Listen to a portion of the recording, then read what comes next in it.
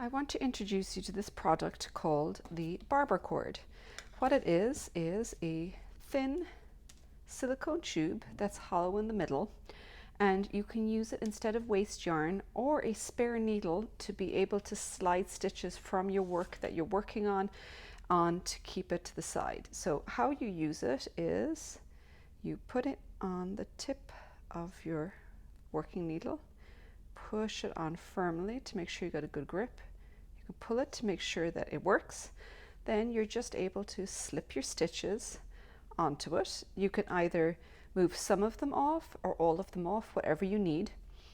And then if you need to try on your work, you can leave it like this and try it out. Or if you actually want to use it instead of waste yarn to hold your stitches, you can break the connection here by just breaking the suction.